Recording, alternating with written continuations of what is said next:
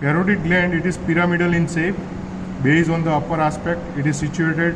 Base is situated on the just beneath to the external acoustic meatus and in front of the mastoid process of the skull, and below to the zygomatic arch. It has a three borders. You can see this is the anterior border of the parotid gland. This one is the posterior border of the parotid gland, and on the medial aspect you can see this is the medial border of the parotid gland. This line, it is a medial border. Three borders: anterior border, posterior border, and medial borders. It has an apex. It is on the downside, and four surface between the anterior border and medial border. This surface, it is called the anteromedial surface. Between the medial border and posterior border, this surface, it is called the posteromedial surface, and the base, it is called the superior surface. It is called the superior surface, and the outer surface, or it is called the lateral surface, it is called the superficial surface, which is covered by the skin, superficial fascia, and investing layer of deep cervical fascia. So in short, you have to remember three borders: anterior border, posterior border, and inside you can see this is the medial border. Between the anterior border and medial border, this surface, this part, it is called the anteromedial surface. Between the medial border and posterior border, this surface, it is called the posteromedial surface.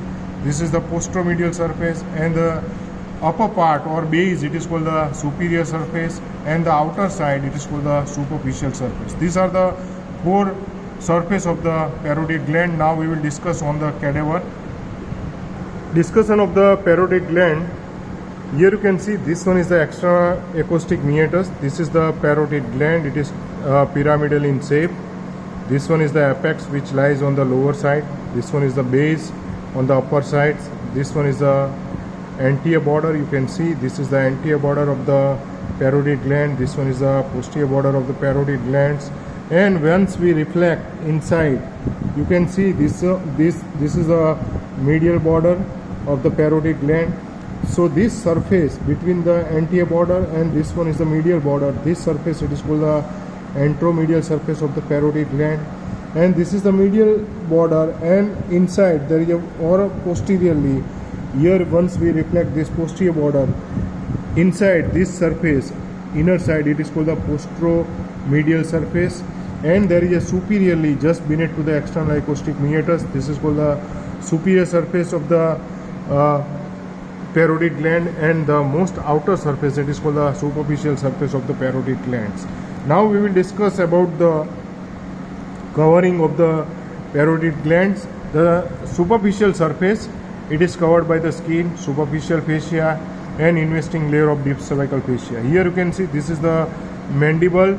The anterior border, it is related with the ramus of the mandible. This inside there is a ramus of the mandible, and outer side this muscle, it is called the masseter muscles, and inside the ramus of the mandible there is a medial pterygoid muscles.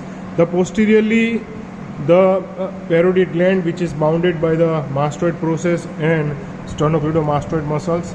Inferiorly, you can see it is bounded by the deeply, we can see there is a posterior belly of digastric muscles. We can see inside there is a posterior belly of digastric here. So deeply we can see there is a posterior belly of digastric, but right now we have not dissected, not seen properly. And superiorly, it is related with the external acoustic meatus and TM joints.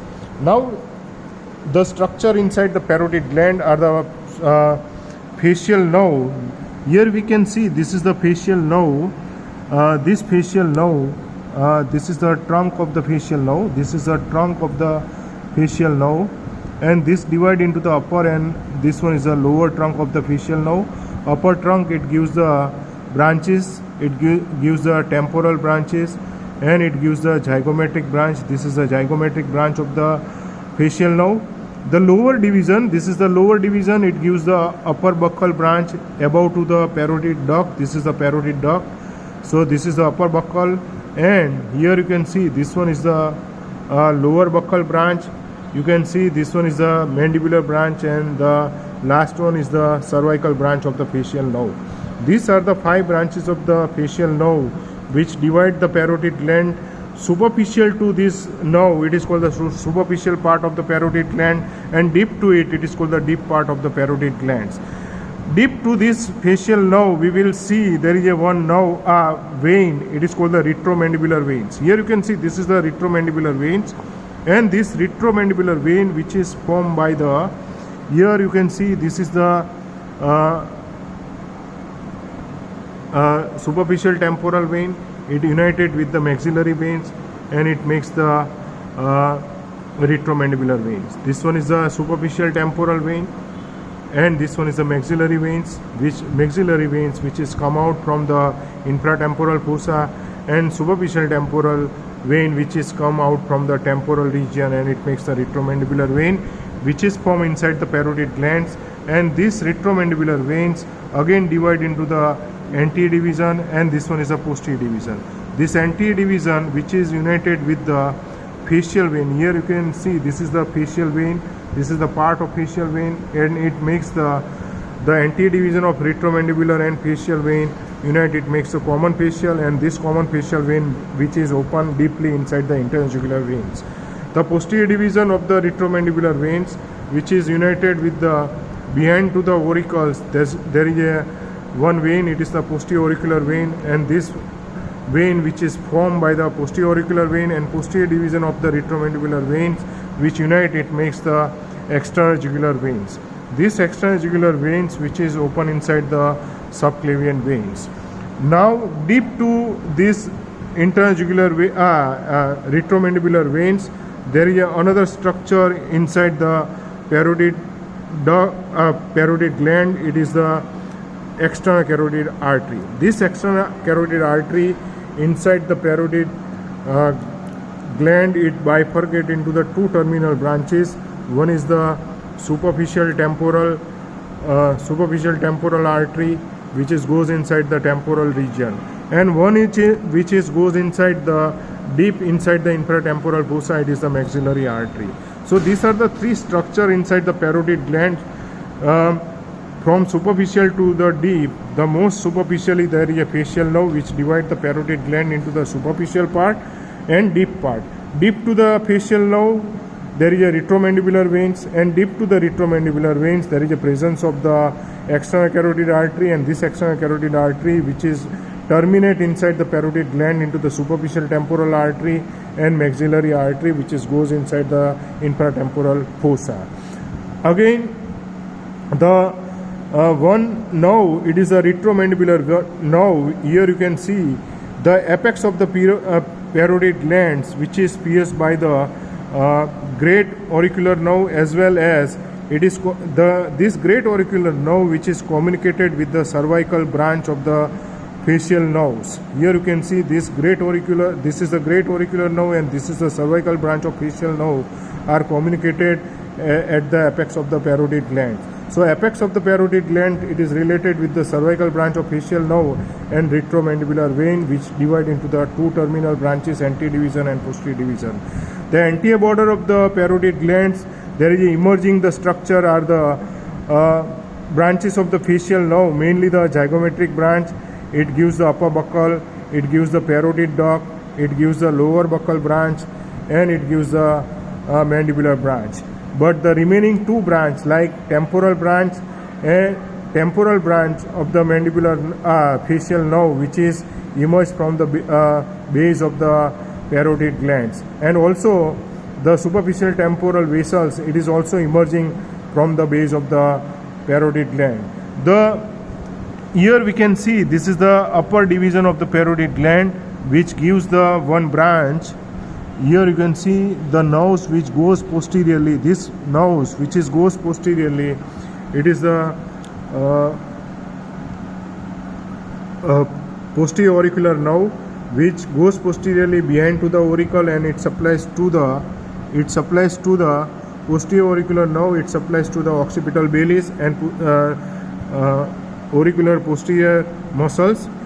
So this supplies to the occipital belly and auricular posterior nerves. So this is the nerve supply of the parotid gland. It is supplied by the parasympathetic as well as sympathetic and sensory nerve supply. Parasympathetic, which is coming from the inferior salivary nucleus. Inferior salivary nucleus gives the lesser petrosal Secretomotor fiber of the parotid glands, which is coming from the inferior salivary nucleus.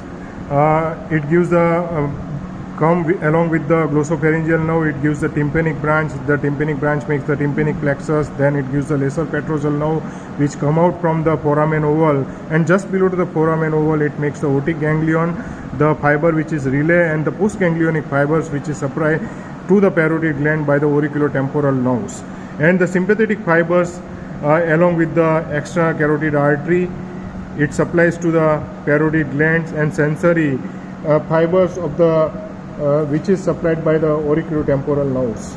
So this is about to the parotid glands. We have finished the parotid glands. Now we discuss about the parotid duct. Parotid duct, which is emerged from the middle of the parotid glands, and it is open into the upper second molar tooths, and it pierces to the buccopharyngeal fascia, buccinator, buccal mucosa. So these are the structure pierced by the parotid ducts. Superior to the parotid gland, there is upper buccal branch, and you can see there is a zygomatic and temporal branches. Lower to this, you can see there is a lower buccal branch to the parotid duct, and you can see this is a mandibular branch, and there is a cervical branch. So this is about to the parotid duct and parotid glands.